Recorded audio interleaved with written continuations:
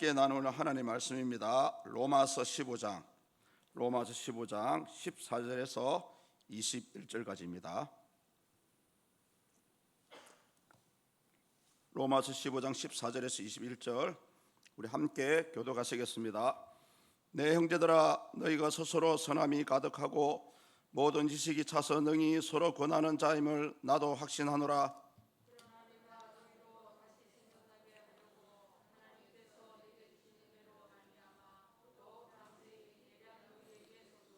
이 은혜는 곧 나로 이방인을 위하여 그리스도 예수의 일꾼이 되어 하나님의 복음의 제사장 직분을 하게 하사 이방인을 제물로 드리는 것이 성령 안에서 거룩하게 되어 받으실 만하게 하려 하심이라.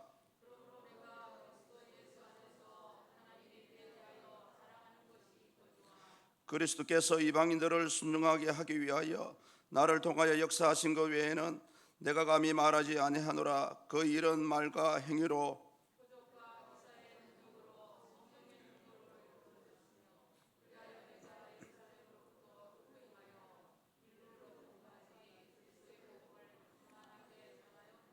또 내가 그리스도의 이름을 부르는 곳에는 복음을 전하지 않기를 힘쓰노니 이는 남의 터 위에 건축하지 아니하려 함이라.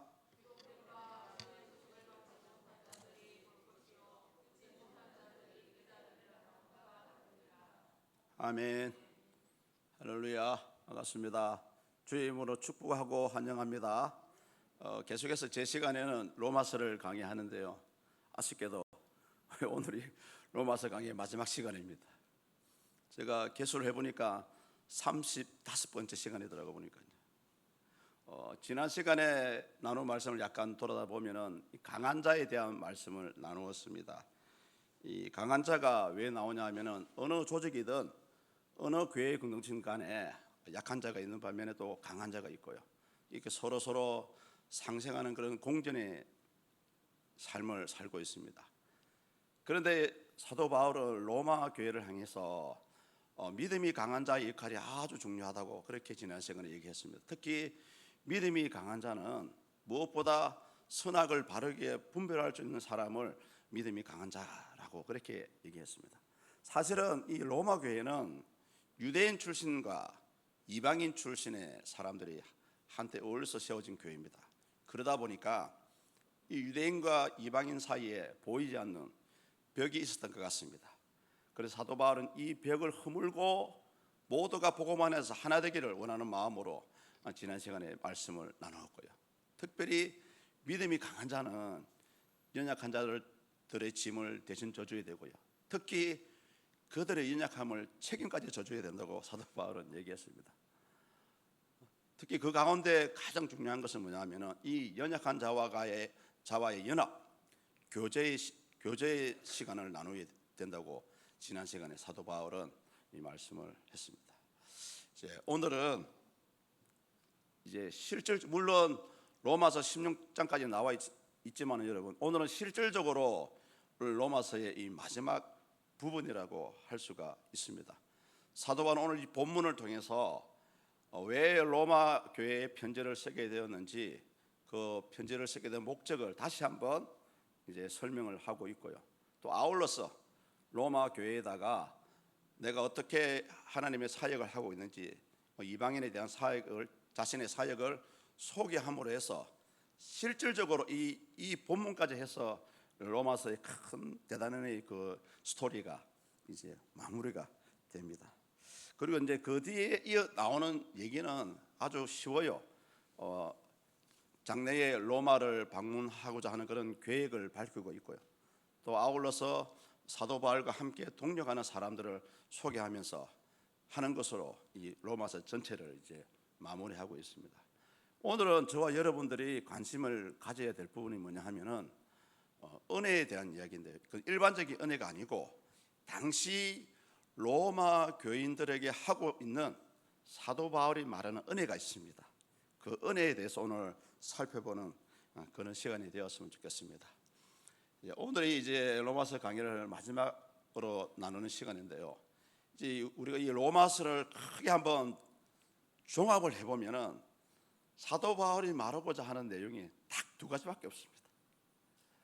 한 가지는 전반부에 나오는 부분인데 이신칭이 오직 의인은 믿음으로 말미암아 살리라는 이 이신칭이 믿음을 통해서 우리 성도들은 구원을 받는다라는 그런 얘기를 하고 있고요. 이제 이 후반부로 넘어오면서 그런 믿음으로 구원을 받았으니까 이제는 그 믿음에 걸맞는 삶을 살아야 된다라고 얘기합니다. 이 로마서는 이 두 가지만 딱 알고 있으면 너무너무 쉬워요. 이미 사도 바울은 사실은 로마서 지난 1장 소론 부분에 속하는 1장에서 사실은 로마서를 쓰게 된 동기라든지 로마 교회를 방문하고 싶어하는 그런 계획들을 좀 살짝 가볍게 사실은 소개를 했었습니다.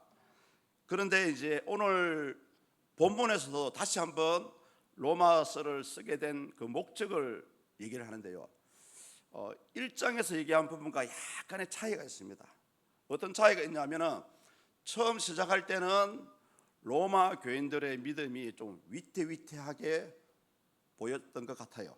그래서 사도 바울은 많은 염려와 걱정으로 이 로마서를 편지를 시작을 하게 되다가 이제 15장에 넘어오면서부터 이제 중간중간에 좋은 소식을 들었을 거라 생각이 됩니다. 그러다 보니까 이제는 오늘 사도 바울이 이 15장을 통해서 로마 교인들의 신앙을 믿음을 인정을 하게 됩니다. 이것이 1장 서론 부분에 나왔던 사도 바울의 말과 오늘 본문의 말에 약간 차이가 나는 부분입니다. 이렇게 사도 바울이 로마 교인들의 신앙을 인정하는 부분이 오늘 본문에 보시면은 본문 14절에서 말씀합니다. 우리 14절을 다 같이 한번 읽어보시겠습니다.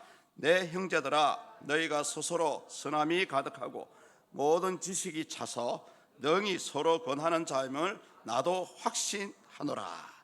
아멘. 사실 이 말 한마디는 뭐냐 하면은 이제는 사도 바울이 로마 교인들의 신앙을 인정하는 로마 교인들의 신앙이 아주 수준이 높다는 것을 본인 스스로도 인정하는 그런 말입니다. 그런데 우리 그렇게 인정하는 말이 근거가 어디에 있을까요? 14절에 한 세 군데가 나옵니다. 보시면은 선함이 가득하고 지식이 차서 서로 권하는 자임을 확신한다 그랬거든. 이 세 가지 특징으로 해서 로마 교인들의 신앙을 인정하는 부분입니다. 그런데 우리가 얼핏 보면은 쉽게 이해가 되는 부분일 수도 있지만은 그 원문에 좀 우리가 들여다봐야 됩니다. 이 원문에서는 선함이 가득하다는 말은 착함과 함께요. 착함과 함께 이치에 합당한 행동을 하는 것을 선함이 가득하다 그렇게 설명을 합니다. 아울러서 지식이 찼다, 지식이 많다는 말은 문자 그대로 해석하면은 많은 지식을 알고 있다라고 생각이 되어지겠지만은 사도 바울의 의도는 단순히 지식이 많아서 우리 신앙에 도움이 되는 것은 아니라는 거죠. 그 많은 지식을 통해서 어떻게 행동해야 되는지 안다는 겁니다. 로마 교인들은 하나님의 말씀을 많이 알고 있고 또 거기에 맞게 이치에 맞는 행동들을 했다는 겁니다. 마지막에 서로 권한다는 말이 있습니다. 이게 아주 중요한데요. 우리가 교회 안에서 상대방의 약점을 우리가 찝어주기가 사실은 쉽지 않습니다. 그런데 로마 교인들은 이 서로 권한다는 말이 뭐냐 하면은 서로 상대방의 부족한 부분을 찝어주고요. 또 서로 함께 그 부분을 고쳐가는 그런 신앙의 생활을 했던 것 같습니다. 그래서 사도 바울은 이 세 가지를 통해서 로마 교인들이 수준이 높다라고 얘기합니다. 자, 그렇다면은 사도 바울이 인정하는 신앙의 수준이 높은 자들은 한마디로 여러분, 이제 오늘날 저와 여러분께도 해당이 되겠죠. 착하고 이치에 맞는 행동을 하면서 아울러서 우리 주변의 연약한 자들의 그 연약한 부분을 가르쳐줘서 함께 고쳐갈 수 있는, 또 고쳐가는 사람을 우리는 사도 바울의 말처럼 신앙의 수준이 높다라고 얘기를 할 수가 있습니다. 특히 우리가 14절의 말씀대로 우리가 한번 해석을 해본다면 신앙의 수준이 높은 사람은 반드시 두 가지의 조건이 있어야 된다고 얘기합니다. 뭘 얘기하냐면은 도덕적으로 아주 선해야 되고요. 그리고 성경적 지식이 있어야만이 연약한 자들에게 그 연약한 자들의 부족을 찝어줄 수 있다라고 얘기하는 것입니다. 그런데 여러분, 저는 이 말씀을 준비하면서 오늘날 우리 사회나 우리 교회 공동체 안에 아주 좀 심각하게 좀 부족한 부분이 있다고 생각이 되었습니다. 여러분은 무엇이라고 생각되십니까? 우리 교회 안에서 부족한 것이 뭐가 있을까요? 우리 교회는 아니지만은 다른 교회들을 들여다볼 때는 자신의 일이 아니면은 그렇게 관심을 두지 않는다고 합니다. 옆에 있는 사람이 어떤 생각을 하고 있고 어떤 일을 하고 있는지 별로 관심이 없어요. 물어보지도 않습니다. 심지어 교회를 섬기면서도 우리 교회가 어떤 상황에 있고 어떻게 돌아가는지 별로 관심이 없습니다. 이것이 아마 오늘날 현대교회의 그런 모습이라고 얘기할 수 있습니다. 그런데 여러분, 그거 아십니까? 우리가 사람이 미워하는 것보다 더 무서운 것이 여러분, 무관심입니다. 오늘 우리가 사도 바울의 말대로 우리 자신이 신앙의 수준이 있다라고 자부하신다면 우리는 옆에 있는 사람들에게 좀 관심을 가져야 됩니다. 옛날처럼요. 과거에 제가 경험했던 부분인데 처음 교회를 나가게 되었습니다. 그런데 아주 분에 넘치도록 많은 성도님들이 인사를 해주시고 또 감당이 안 될 정도로 막 반갑게 맞이를 하시더라고요. 또 저는 그런 순수한 마음에 감동이 돼가지고 그때부터 열심히 신앙생활을 하지 않았습니까?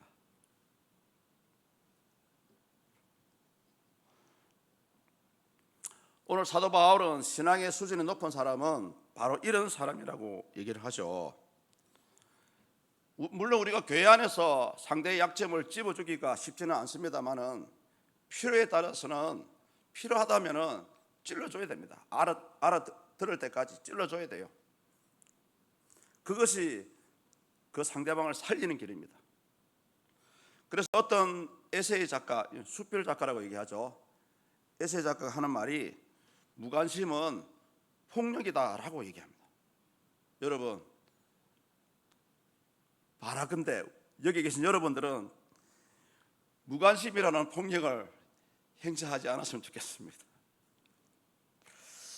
이제 어쨌든 사도 바울이 로마서를 끝내는 시점에서 로마 교인들의 신앙을 높이 평가를 하고 있습니다만은 사실은 사도 바울이 끝낸 인사말로 당신들의 신앙이 좋습니다라고 얘기한 것은 아니고요. 14절 하반부에 보시면은 내가 확신하노라라고 얘기하고 있죠. 사도 바울이 확신할 정도로 로마 교인들의 신앙이 굉장히 성숙해졌다는 겁니다. 이어서 이제 사도 바울은 실질적으로 이제 내가 당신들에게 왜 이 로마에 대한 편지, 이 로마서를 쓰게 되었는지 그 목적을 이제 본문 15절을 통해서 말씀을 하고 있는데요. 제가 한번 읽어드려 보겠습니다. 그러나 내가 너희로 다시 생각나게 하려고 하나님께서 내게 주신 은혜로 말미암아 더욱 담대히 대략 너희에게 썼노니. 사도 바울은 두 번째 로마서를 쓰게 된 목적을 재차 얘기하는 부분입니다만은 이미 로마 교인들이 알고 있지만은 그래도 그것을 다시 한번 상기시켜주기 위해서 이 로마서라는 편지를 쓰게 되었다라고 얘기하고 있습니다. 그런데 여러분, 우리는 여기서 이 15절 말씀을 통해서 한 가지 의문점을 달아야 됩니다. 왜냐하면 이미 14절에서 저와 여러분들이 읽었지 않습니까? 14절에서 로마 교인들은 신앙의 수준이 높다라고 사도 바울이 평가를 했습니다. 그렇다면 굳이 로마서 편지를 쓸 필요가 있었을까요? 근데 사도 바울은 사실은 사도 바울 나름대로 어떤 로마 교회를 향한 어떤 관심이 있었던 것 같습니다.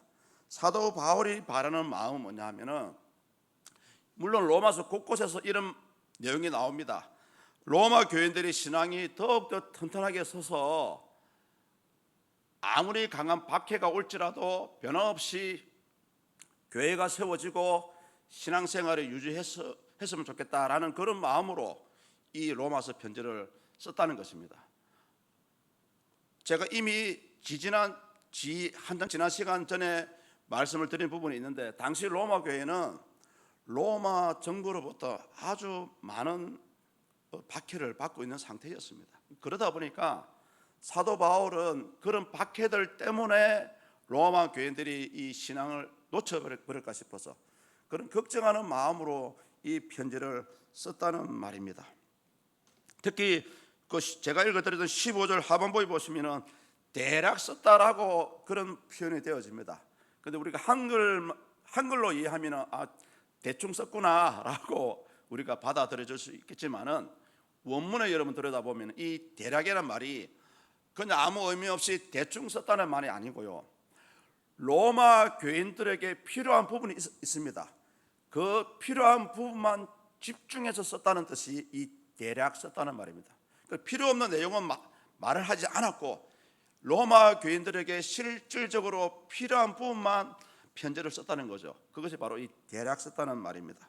특히 사도 바울이 이 15절을 통해서 내가 담대하게 너에게 대략 썼노라라고 고백하는 것은, 사도 바울은 하나님의 은혜에 사로잡혀 있었기 때문에 그런 담대한 마음으로 로마 교인들에게 편지를 썼다는 말입니다.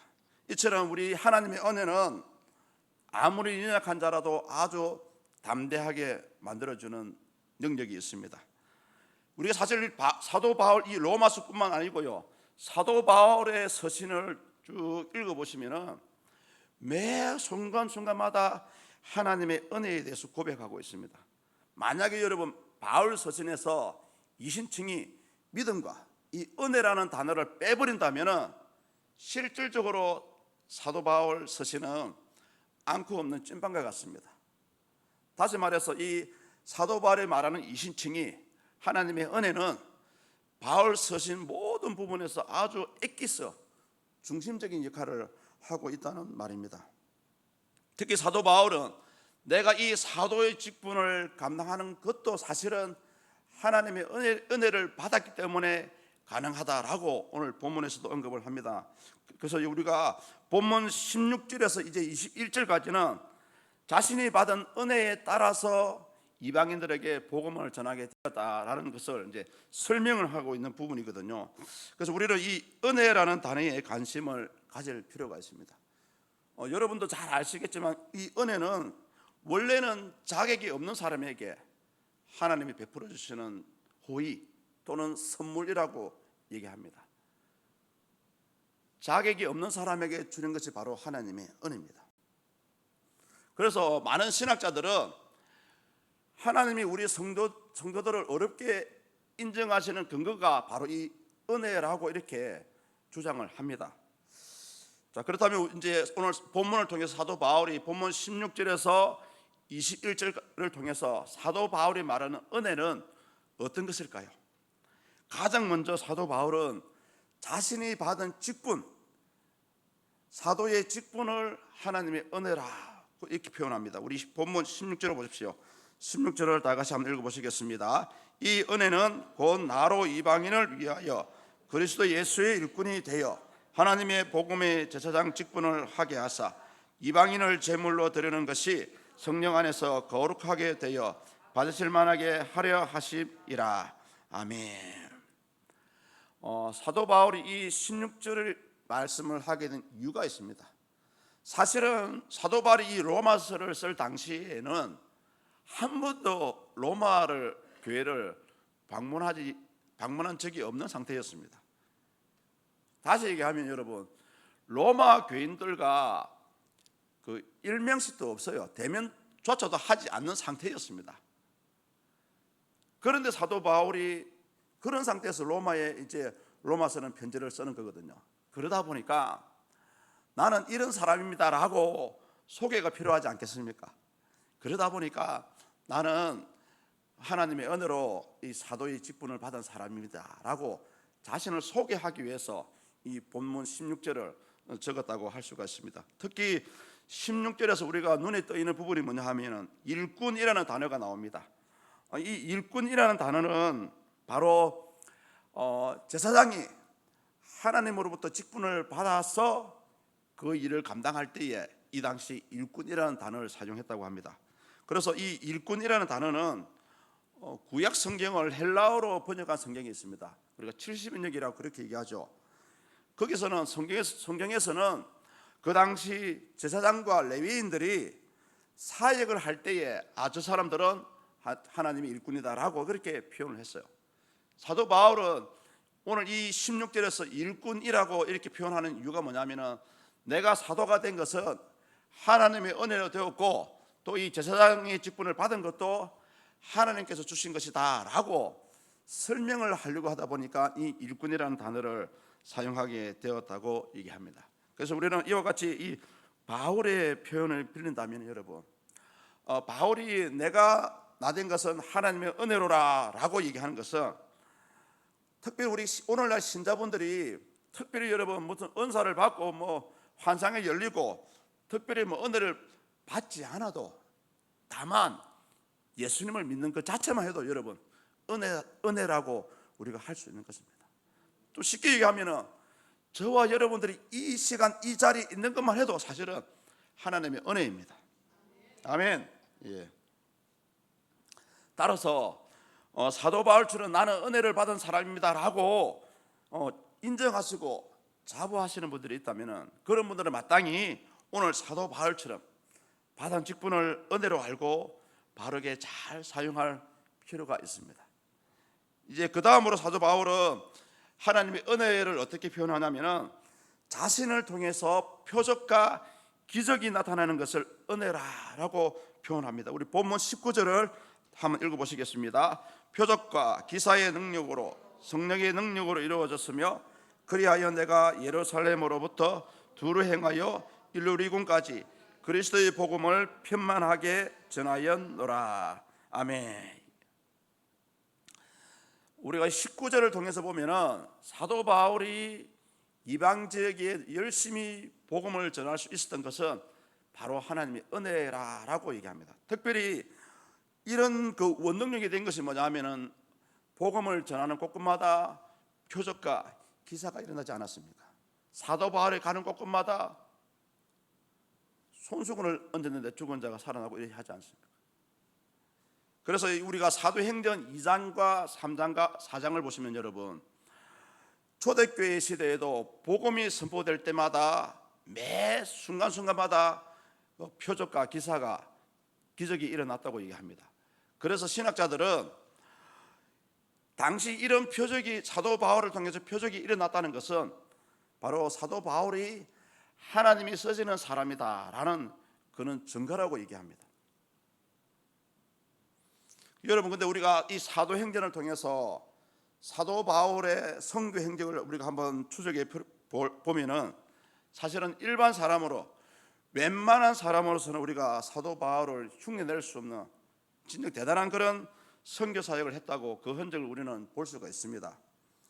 이에 대한 일부를 오늘 본문 19절에서 말씀하고 있거든요. 그 19절을 보시면 내가 예루살렘으로부터 일루리궁에 이르기까지 편만하게 복음을 전했다고 말씀이 나옵니다. 이 편만하게 복음을 전했다는 것은 여러분 구석구석마다 복음을 다 전했다는 것입니다. 그 당시에 큰 대도시만 골라서 복음을 전한 것이 아니고요. 도시가 있다 하면은 있는 도시마다 찾아가서 다 복음을 전한 것이 바로 여러분 편만하게 복음을 전한 것이다라고 얘기합니다. 참조 사항이지만 제가 사도행전을 다시 한번 찾아봤습니다. 과연 사도 바울이 1차, 2차, 3차 전도 여행을 통해서 얼마나 많은 거리를 이동을 했나 조사를 해보니까 여러분 무려 사도 바울이 이동한 거리가 2만 킬로라고 얘기합니다. 요즘같이 비행기를 타고 가면은 2만 킬로 그렇게 먼 거리는 아닙니다만은 그 당시만 해도 그 이동 수단이 뭐 낙이나 노새 아니면은 직접 도보로 걸어가야 되거든요. 그래서 하루에 이동할 수 있는 거리가 짧게는 20km, 열심히 걷는다 해도 30km를 걷던 시대였습니다. 그러다 보니까 결국 대부분 이 걸어서 복음을 전했는데요. 이 2만 킬로는 엄청나게 먼 거리입니다. 또 아울러서 사도 바울이 1차, 2차, 3차를 통해서 얼마나 오랜 기간 동안 복음을 전했나 또 조사를 했습니다. 1차 때 대략 한 2년 정도의 시간이 걸렸고요. 2차 전도 여행할 때 한 2년 6개월 정도 시간이 걸렸습니다. 그리고 마지막 3차 전도 여행할 때 한 3년 정도의 시간이 걸렸다고 합니다. 총 합해 보니까 무려 7년하고도 6개월을 사도 바울이 그렇게 끊임없이 복음을 전했다고 사도행전은 우리한테 얘기해 주고 있습니다. 물론 중간중간에 쉬는 휴식기도 있었겠지만은 사람이 걸어서 7년 6개월 동안 복음을 전했다는 것은 진짜 실로 대단한 것입니다. 특히 그 사도행전의 사도 바울의 행적을 들여다보면은 가는 곳곳마다 힘들었지 않습니까? 풍랑을 만나고요, 죽을 고비를 얼마나 많이 넘겼습니까? 먹을 것이 없어가지고 배도 굶주리고요, 추위와 더위와 싸워야 되고, 심지어 독에도 독사에게도 물리기도 하고 파선하기도 하고요. 사도 바울은 이런 어려운 선교의 과정을 겪으면서도 오늘 이 본문 로마 교인들에게는 1절 내가 이렇게 힘들게 복음 사역을 하고 있습니다라고 얘기도 안 했습니다. 단지 내가 이렇게 사도의 직분을 감당한 것은 오로지 하나님의 은혜입니다. 모든 것을 하나님이 하셨습니다라고 고백을 하고 있습니다. 저와 여러분들도 열심히 살아가시고요, 열심히 복음도 전하시고 열심히 교회를 잘 섬기십시오. 그리고 마지막에는 내가가 아니고요, 하나님이 하셨습니다, 하나님이 은혜로 이 일을 감당했습니다 라고 고백할 수 있기를 축복합니다. 아멘. 예. 이제 그래서 사도 바울은 이제 자신의 이방인에 대한 사역을 이렇게 소개를 했고, 그 오늘 본문 마지막 21절에 가면은 사도 바울이 이사야서 52장 15절을 인용하는데요. 그 인용하는 이유가 뭐냐면은 내가 이방인들에게 복음을 전하는 자신의 그 어떤 복음의 방법, 원리를 이제 가르쳐 주고 있습니다. 우리 21절을 다 같이 읽겠습니다. 기록된 바 주의 소식을 받지 못한 자들이 볼 것이요 듣지 못한 자들이 깨달으리라고 함과 같으니라. 예. 사실은 이사야 선지자가 이방인들에게도 복음이 전파될 것이라고 예언한 부분이거든요. 사도 바울은 이 예언 그대로 믿었습니다. 주의 복음이 필요한 곳이라면 어느 곳이든 언제든지 사도 바울은 나는 앞으로 복음을 전할 것이다 라고 오늘 이제 편지를 쓰고 있는 로마 교인들에게 자신의 이방 사역을 마무리하면서 이방인에 대한 자신의 태도를 분명하게 밝히고 있습니다. 오늘 짧은 시간이지만은 이제 사도 바울이 말하는 은혜에 대해서 우리는 살펴봤습니다. 그는 자신이 받은 이 직분 자체가 하나님의 은혜라고 얘기합니다. 우리는 사도 바울의 사도행전 다메섹 사건을 통해서 하나님의 일꾼이 된 것을 알고 있습니다. 사울이 바울이 되는 순간이었습니다. 이것을 사도 바울은 하나님의 은혜였다라고 고백을 하고 있습니다. 아울러서 자기가 이방인들에게 복음을 전하는 곳곳마다 표적과 기사가 나타났는데 이것도 역시 내가 잘나서가 아니고 하나님의 은혜로 이러한 표적과 널리 이방인들에게 일루리곤까지 복음이 전파되었다라고 고백을 하고 있습니다. 이렇게 이제 로마서를 마무리하는 시점에서 오늘 이 자리에 계신 우리 성도님들은 여러분들이 생각하는 하나님의 은혜는 무엇입니까? 한번 생각을 해보았으면 좋겠습니다. 저는 이 사도 바울이 고백하는 이 하나님의 은혜를 통해서 역시 하나님의 은혜는 모든 일을 해결할 수 있는 마스터 키다라고 저는 생각을 했습니다. 당장 우리 눈앞에 이 문제가 해결이 되지 않을 수도 있어요. 또는 말씀대로 매일 살아가고 싶지만은 말씀대로 살아가지 못할 때가 너무나 많습니다. 그런데 여러분, 우리가 하나님의 뜻대로 살아가지 못한다 할지라도 하나님의 은혜만 받으면 여러분 다 해결될 줄 믿습니다. 오늘 사도 바울이 이 하나님의 은혜라고 얘기하는 것이 바로 이거예요. 나는 사울이었지만 하나님의 은혜로 바울이 되었고, 나는 하나님을 대적하고 믿는 사람을 박해하는 사람이었지만 하나님의 은혜로 표적과 죽은 사람을 살리는 기적을 행한 사람이라고 오늘 고백을 하고 있는 부분입니다. 그래서 우리 서문교회 성도님들도 이제는 이런 또 하나님의 은혜를 좀 사모했으면 좋겠습니다. 비록 저와 여러분들이 바울은 아니라 할지라도 우리가 하나님을 믿는 자라면, 또 하나님이 일을 하는 자라면 이 하나님의 은혜가 누구에게나 필요합니다. 우리 성경에 보면은 사모하는 자에게 은혜를 주신다고 나와 있습니다. 그래서 이제부터라도 이 은혜를 사모하시고 충만히 받을 수 있기를 축복합니다. 아울러서 이제 오늘로 35번째 시간으로 로마서 강의를 마무리하는데요. 제가 서두에서 더 말씀을 드렸지만은 이 로마서에서 말하는 딱 두 가지, 사도 바울이 그렇게 강조하는 변함없는 믿음, 이신칭이 믿음의 삶을 살아가는 여러분이 되었으면 좋겠습니다. 또 아울러서 그 믿음이 있다면은, 참 믿음을 소유한 자라면은 그 믿음대로 여러분의 삶을 살아갈 수 있기를 이 자리를 빌어서 기원하고 축복합니다. 이 시간 우리 다 같이 한번 오늘 주신 말씀을 생각하면서 한 1분 정도 한번 기도하겠습니다. 하나님, 사도 바울은 사울이 바울이 됨으로 귀한 직분을 하나님의 은혜라고 이렇게 고백을 했고요. 또 아울러서 이방인에게 복음을 전할 수 있는 그런 특권과 아울러서 표적과 기사가 나타나는 것이 하나님의 은혜라고 고백을 합니다. 이 시간 우리 성도님들도 한번 하나님의 은혜가 무엇인지 돌아볼 수 있는 시간 되게 해주시고, 또 이 은혜를 사모하고 구하는 이 시간 되게 해달라고 우리 다 같이 한번 기도합니다. 주여, 아버지 감사합니다. 하나님의 은혜로 이 시간을 통해서 예배할 수 있도록 저희들을 불러주시니 감사합니다. 하나님 아버지, 코로나로 인하여서 마음이 무척 무겁고 하는 일과 여러 가지 생업들이 어려움을 겪고 있습니다. 이러한 가운데서도 변함없이 주님을 바라보는 사랑하는 주의 성도님들을 축복하여 주시옵소서. 오늘 사도 바울이 고백하는 은혜와 같이 사울이 바울이 된 이 귀한 직분이 하나님의 은혜이며, 주의 복음을 전하는 곳곳마다 표적과 기적이 나타난 것이 하나님의 은혜라고 고백합니다. 하나님, 이 시간 이제 우리 성도님들 우리의 삶을 믿음으로 살아드릴 수 있도록, 오직 의인의 믿음으로 말미암아 살리라는 말씀대로 믿음의 삶을 살아갈 수 있도록 이 시간 우리 각자에게 필요한 은혜를 충만하게 베풀어 주시옵소서. 하나님 주신 은혜로 이 험난한 믿음의 삶을 살아드릴 수 있도록 주님 도와 주시옵소서. 하나님 아버지 감사합니다. 은혜 가운데 이렇게 이제 로마서 강의를 마무리합니다. 우리 성도님들 이제 사도 바울이 고백한 것처럼 하나님의 은혜를 사모하며 모든 일을 하나님의 은혜로 진행할 수 있는 우리 모두가 될 수 있도록 축복하여 주시옵소서.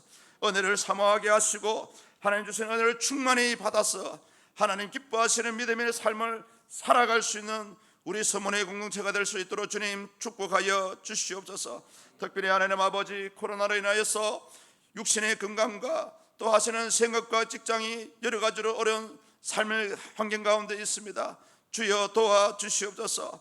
하나님의 은혜로 이 모든 것들을 극복하게 하시고 믿음으로 승리하는 삶을 살아드릴 수 있는 우리 성도님들의 삶이 될 수 있도록 주님 축복해 주시옵소서. 아울러서 우리 서문교회가 하나님께 귀하게 쓰임받는 이 믿음의 공동체가 되게 하시고, 세우신 우리 담임 목사님 영육간의 강건함을 주셔서 하나님 기뻐하시는 귀한 사역만 이루어갈 수 있도록 축복하여 주시옵소서. 하나님 아버지, 예배 후에 이제 각자의 기도의 시간을 가질 터인데 마음의 문을 활짝 열어주시고 아버지 은혜의 소망을 가지고 하나님께 기도할 수 있도록 이 시간 역사하여 주시옵소서. 감사합니다. 예수 그리스도의 이름으로 기도드립니다. 아멘.